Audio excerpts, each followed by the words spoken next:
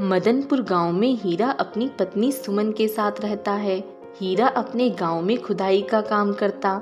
रोज की तरह हीरा आज भी खुदाई के लिए जाने लगता है। तभी हीरा की पत्नी सुमन कहती है, सुनिए, रोज की तरह आज भी कम पैसे मत लेना। गांव में और भी तो लोग खुदाई करने जाते हैं और वो तो अपने मन माने पैसे लेते हैं, और आपको जितने देंगे आप उतने ही पैसे ले लेंगे।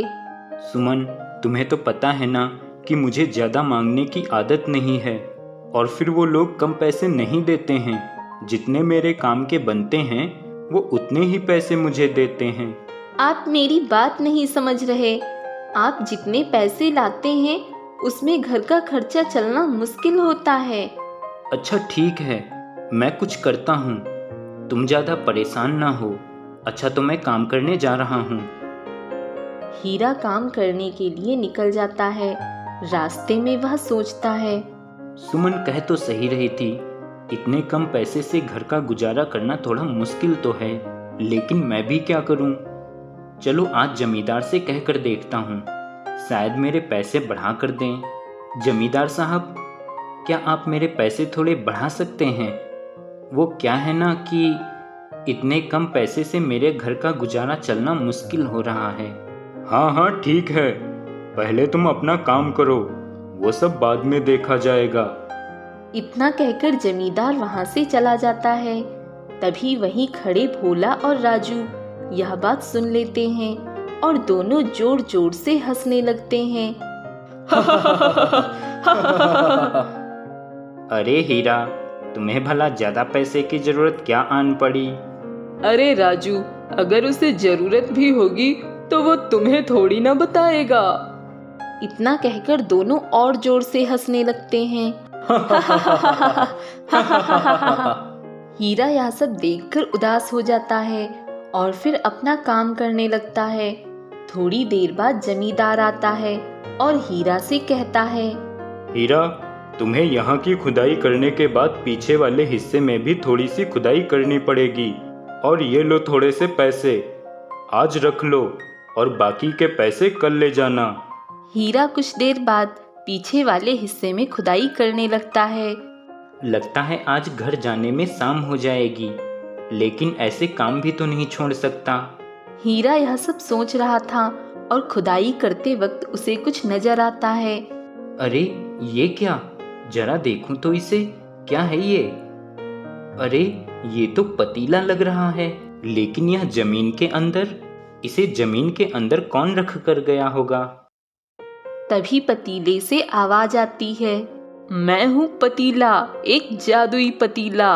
अरे ये आवाज, तो क्या तुम बोल रहे हो?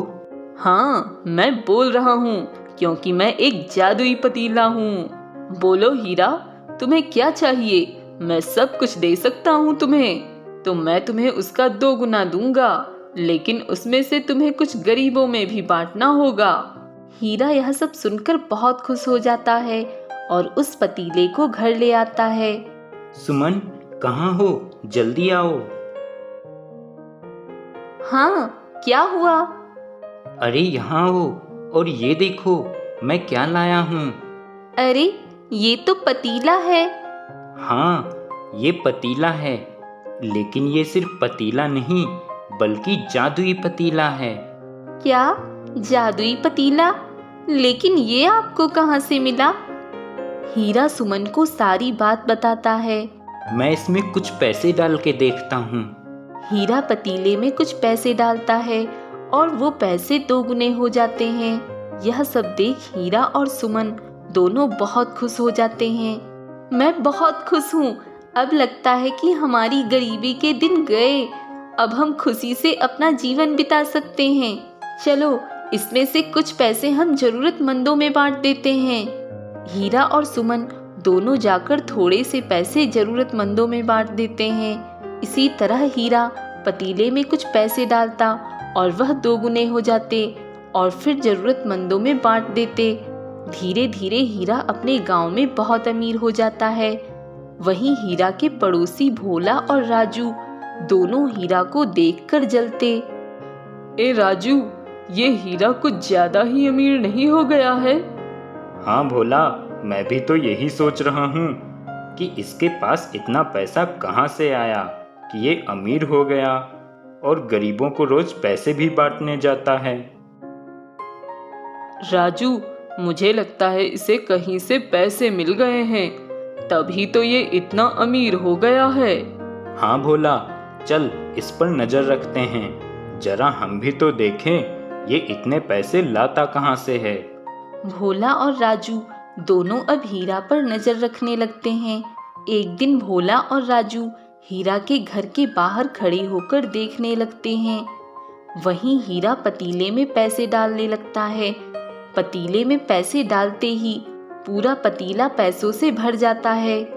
सुमन, तुम्हें पता है जब मैं ये पैसे जरूरतमंदों में बांटने जाता हूँ तो वो लोग मुझे कितनी दुआ देते हैं, और मैं जो कुछ भी हूँ सब इस जादुई पतीले की वजह से हूँ।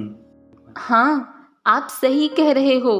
पहले हम कितने गरीब थे, लेकिन इस जादुई पतीले की वजह से आज हमारे पास बहुत कुछ है। वहीं भोला और राजू दोनों सब बातें सुन लेते हैं। देखा भोला, मैं ना कहता था कि ये हीरा इतना अमीर कैसे हो गया। अरे इसे तो जादुई पैसे देने वाला जादुई पतीला जो मिला है। हाँ राजू, तभी मैं सोचूं ये हीरा इतना अमीर कैसे हो गया। भोला, तू समझ गया ना कि हमें क्या करना है? हाँ राजू, मैं सब समझ गया। ठीक है, आज रात हमें ये पतीला चुराना होगा। अच्छा सुमन, मैं चलता हूँ। हीरा अपने काम से बाहर जाता है और वहीं भोला और राजू दोनों शाम होते ही वो जादुई पतीला चुराने आ जाते हैं। दोनों वह जादुई पतीला चुराकर गांव से बाहर भाग जाते हैं। अब तो हम अमीर हो जाएंगे। हाँ, और सिर्फ अमीर नहीं बल्कि बहुत अमीर। वो बेवकूफ हीरा उन पैसों को गरीबों में बांटता था। अच्छा वो सब छोड़, हम अपने घर से जितनी सोने की चीजें लाए हैं वो सब इसमें डालते हैं। राजू पतीले में वो सारी सोने की चीजें डालता है और वो सारी चीजें दोगुनी हो जाती हैं। राजू और भोला यह सब देखकर बहुत खुश हो जाते हैं। अब मुझे अमीर होने से कोई नहीं रोक सकता। राजू, सिर्फ तुझे या हमें? देख भोला, हीरा के घर से ये पतीला चुराने का विचार सबसे पहले मुझे आया था, इसलिए ये जादुई पतीला मेरा है। देख राजू, इसे चुराने में मैंने भी उतना ही साथ दिया है जितना तूने दिया, तो ये सिर्फ तेरा कैसे हुआ? ये पतीला मेरा भी है। देख भोला, इस पे सिर्फ मेरा हक है। राजू और भोला जादुई पतीले को लेने के लिए लड़ाई करने लगते हैं कि तभी पतीला बोलता है, तुम दोनों बहुत लालची इंसान हो और मैं सिर्फ ईमानदार व्यक्ति का ही साथ देता हूँ। मैं तुम दोनों को अपने पतीले से कुछ नहीं दे सकता, और तुम दोनों ने इसमें जो कुछ भी डाला था अब वो भी तुम्हें नहीं मिलेगा। हमें माफ कर दो जादुई पतीले। हाँ, हमें माफ कर दो। जादुई पतीले, मुझे मेरे सोने की चीजें वापस कर दो, वरना मैं बर्बाद हो जाऊंगा। हाँ जादुई पतीले, राजू सही कह रहा है, हमें माफ कर दो। मैं अब कुछ नहीं कर सकता हूँ, जो किया है वह तुम दोनों ने किया है। यह कहकर जादुई पतीला वहां से गायब हो जाता है। राजू और भोला दोनों रोने लगते हैं और उन्हें अपनी गलती का एहसास भी होता है।